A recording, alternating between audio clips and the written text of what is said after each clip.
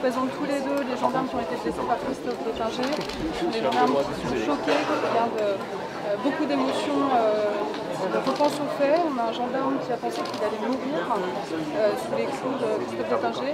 Donc leurs attentes aujourd'hui, c'est que le tribunal tire les conséquences sur le plan pénal de la gravité de ces actes et des agissements des tueurs. Ce qu'on constate, et l'audience l'a bien mis en lumière parce que les images ont été diffusées, c'est qu'on a en réalité une séquence de violence qui dure quasiment 5 minutes et qui, à partir du moment où M. Détinger, dans un groupe de gilets jaunes, est repoussé par un cordon de gendarmerie et se fait gazer, eh bien, M. Détinger va bouillonner de colère, va invectiver les gendarmes, va cracher au sol et 2 minutes 20 après, il va aller au contact.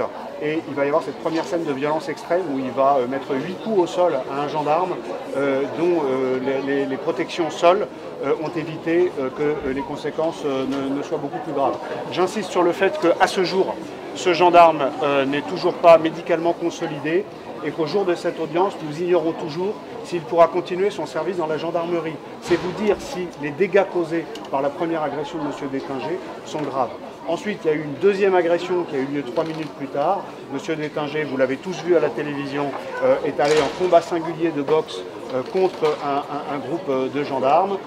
Et au total, nous avons donc une scène de violence déterminée, de violence constante et dure pendant quasiment 5 minutes.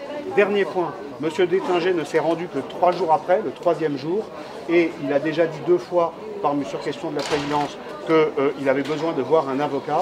Et les moyens de défense qu'il soulève dans la procédure ne sont pas les moyens de défense qu'il a évoqués dans sa vidéo du premier jour après les faits. C'est-à-dire que toute l'histoire que M. Détinger serait un bon samaritain qui aurait été choqué de voir une jeune femme frappée au sol, ce qui est en soi déjà une autre question parce que les images ne sont pas du tout claires, c'est quelque chose qui est une défense construite, et j'en veux pour unique preuve qu'entre le moment où il dit avoir reçu, où il a reçu le gaz, et quand il dit après que le gaz se soit dissipé, je suis allé, j'ai vu cette dame se faire agresser et je suis allé la sauver, il ne se passe pas 3 secondes, il se passe exactement 2 minutes 20.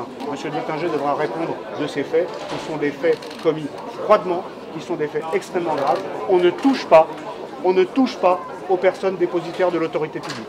Je vous remercie. J'ai pas d'autres déclarations ce soir. Merci.